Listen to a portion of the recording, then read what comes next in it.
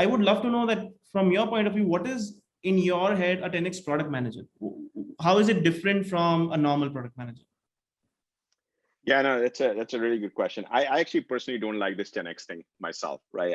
I think it's just a shorthand that people use. But the fundamental question is still valid. Like, how do you differentiate people who are worth kind of betting on and oversaturating with resources and turning the spotlight on them because they're just going to carry your company forward, right?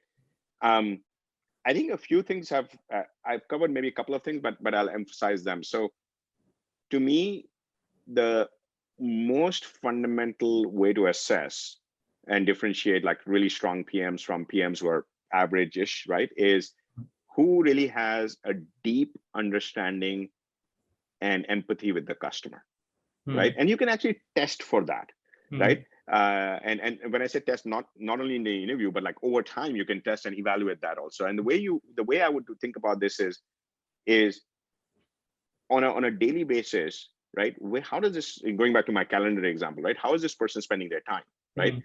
If it's an enterprise product, are they actually talking to customers? Are they learning from are they going and talking to the customer success team? Are they talking to the sales team and saying, hey, what are the 5 things that you learned last week? Tell me, how can I help? How can I do better? How can we do better, right?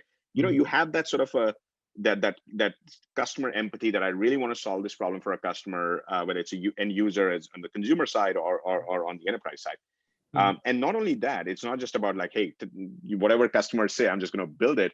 It's more about like true empathy in terms of what really needs to get built using the power of technology and the infrastructure and everything that you have. So that to me is like a really important consideration.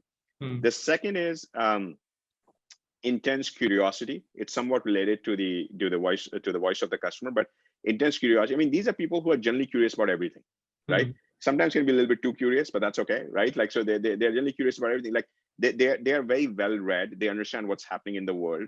They understand the ecosystem trends. They understand economic data. They understand what the big guys are doing, the small people are doing, the small companies are doing, whatever. And they just are generally curious about people and how they make decisions, and they have this sort of learning mindset, right? And you can kind of close your eyes, all of you who's on the call, and kind of think about people you have met along the way who are these intensely curious people. And you'll come up with 1 or 2 examples, and you'll be like, oh, wow, they actually did really well. As especially if they're product people, they did really well. It just happens that way, right? Intensely curious people make very good product people, right? I mean, that's just the natural, the kind of part of the job, right? And the third one is, I don't think that we talk about this enough, because the common school of thought in product management is, oh, just focus on the customer and not worry about anything else. I actually have developed a little bit more nuanced perspective on this, which is, of course, you should focus on the customer, but please do not ignore the competition, right? You'll read any product management blog and all that. Everybody will say, yeah, ignore the competition. I disagree. I completely disagree with that, right? I think you have, behind the competition are also smart people, right? And it's a people versus people kind of competition, right? It's not people versus like some, third party competition, whatever, right? So to me, understanding the strategic landscape changes, like what's really happening. You look at the big giant companies, all the tech companies are more than $1 trillion. I mean, large companies are like almost $1 trillion plus companies, right? The Googles, the Facebooks, the Amazons, the Apples, and so on, and Microsoft. And there is a reason why they are like that, right? Because they have built these platforms, they have got these ecosystem plays and so on. And you need to understand in today's world, especially in a tech-enabled world, you need to understand where the kind of strategic shifts are happening in the market as a PM, and you can put that as an input. That's not the deciding factor. That's an input into your thinking as a product manager. And people who are able to navigate some of those shifts and kind of bet on them and bet the company on them, bet the product on them, they're the ones who really differentiate.